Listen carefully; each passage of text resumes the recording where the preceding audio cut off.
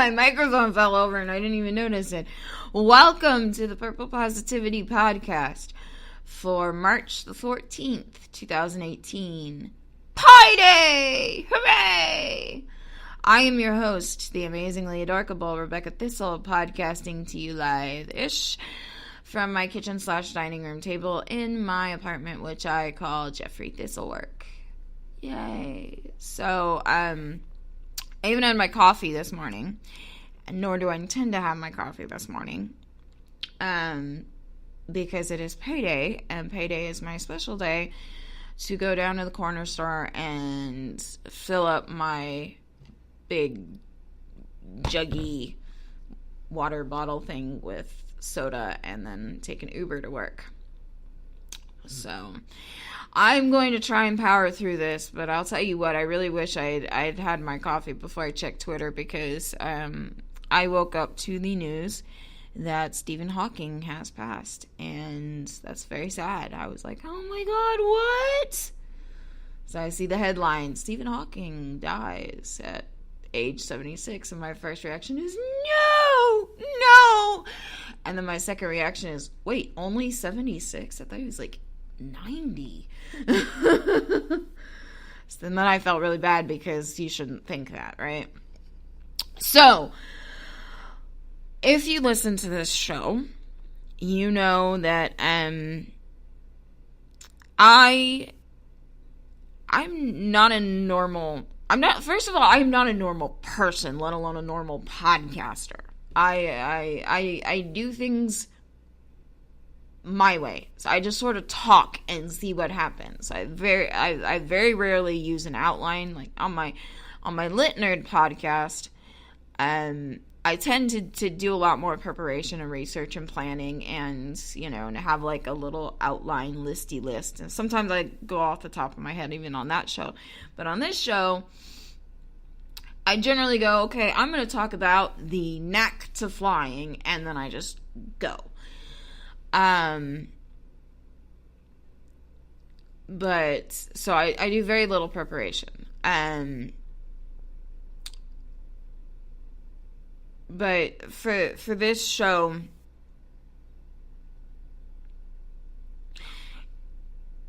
I have been trying for almost a week now to get my thoughts organized about this show, because I really feel like it's something I need to talk about. So I had an outline, and I couldn't follow it when I tried to record the show on Friday, so I changed topics, and it still took me a few tries, but I did the show on Friday, and then I was like, okay, well, I'll do the other show on Monday, and that didn't work out. And so here we are on Wednesday, and I'm fucking doing this show. So let's get into it. When I was 17 years old, this was in July. I'm pretty sure it was July the 25th. I didn't take time to remember the date, which is really weird for me, but I remember it clear as day. It was a Friday. My family was out of town in California. My stepsister had been accepted into USC, and so she was going to like freshman orientation or something. And my dad and my stepmom went with her and made a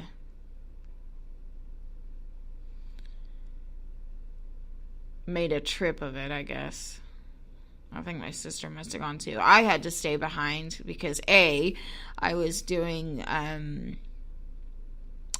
driver's ed, and B, somebody had to look after the house. So, yay me. So anyways, I remember this being on a Friday. I was sitting around watching TV, because I normally didn't get to watch TV with my family in the house. And whatever show I was watching, which was very, very likely, I was probably watching SpongeBob SquarePants. Don't judge me. # don't judge me. This was back when it was borderline not a kid's show.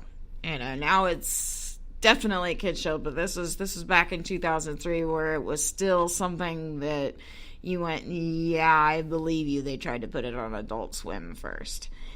Anyways, and it went to commercial, and I can't stand commercials, but this was back before we had a DVR.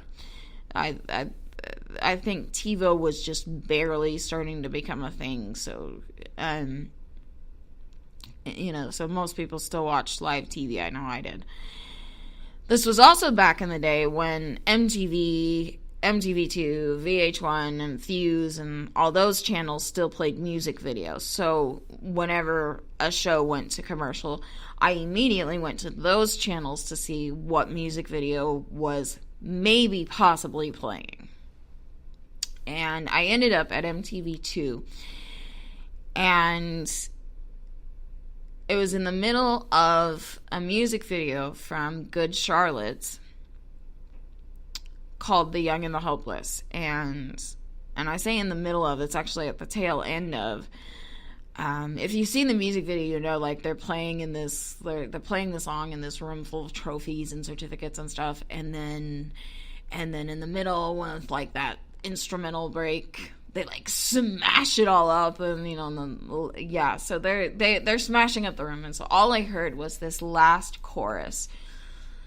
That if you've never heard the song, says, "I'm young and I'm hopeless. I'm lost and I know this. I'm going nowhere fast, that's what they say. I'm troublesome, I'm fallen. I'm angry at my father. It's me against this world and I don't care." And something inside me just shattered. And I don't mean that in like a bad way, but in this good way of like, oh my gosh, somebody gets it. Like I didn't, as strange as it may seem, I honestly did not know that anyone else in the world was angry at their father. I honestly didn't know that. And and I mean, just every single word, I was like, oh my gosh, that's me. And I started crying. And that was how I became a Good Charlotte fan.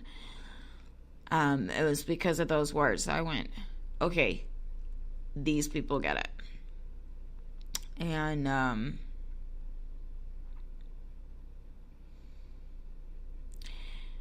And here we are almost 15 years later. And I still hear that song. I heard that song. I heard it on my work playlist the other day in my Amazon app. And I mean, I didn't break down in tears listening to it like I did that first time, or like I do when I'm in a really bad place emotionally, but it still, kind of sucker punched my gut, because that's still me. That's still me. But I got to thinking about hopelessness, and this is how I'm segueing into, other things, even though I'm bad at segues. If you've listened to this show, it's just Becca talks, and she just keeps going until she says, all right, that's all I have to say about that. Anyways, but I got to thinking about hopelessness, and I got to thinking about hopelessness versus helplessness. Because I've been feeling really helpless lately in a lot of ways. But so I got to thinking about hopelessness and helplessness. And whenever you think about helplessness, or at least whenever I do, I always think about this concept in psychology called learned helplessness. And what that is what it sounds like. It's that we learn to be helpless. So, back in the 60s, when this was still I don't know if you could necessarily say it was still okay, but people generally didn't question shit like this. Generally, mind you. There was an experiment done on dogs where they were put in a paddock, I guess. And one side of the paddock had these panels that would shock the dog's feet. And there was a barrier between that side of the paddock and the other side where there were no panels that would shock the dog's feet. So one set of dogs were put on the side with the shockers. Their feet were shocked, and they were allowed to jump over the barrier and to safety and get away from the shocks, get away from the pain. Another set of dogs was restrained, and they had to endure the shocks until they stopped. Well, as time went on, they stopped restraining the dogs that were,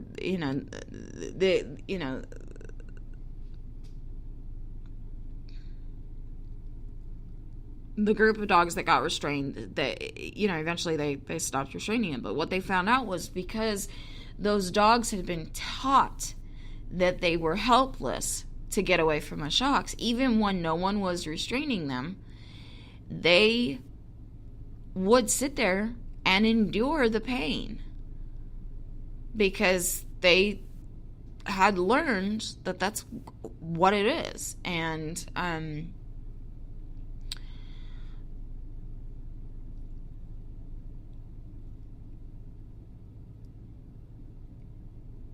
the other thing that they found out was that maybe not just as easily as they had learned that they were helpless, but, slightly less easily, but still easily, they were able to unlearn this helplessness. They, somebody had to go in and physically show them how to get away from the pain. Look, you can jump over the barrier. Somebody had to physically teach these dogs, hey, you're not helpless. You're not helpless anymore. Maybe you were helpless in the past, but you're not helpless anymore.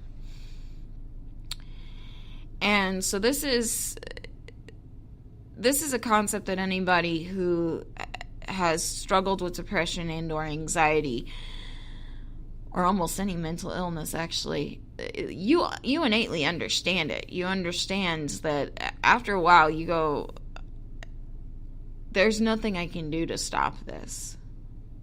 I've struggled with depression since I was 9 years old, and whenever I feel an episode coming on, like, I just sort of hunker down in a lot of ways.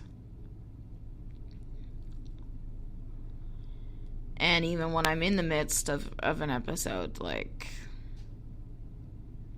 I'm just so helpless.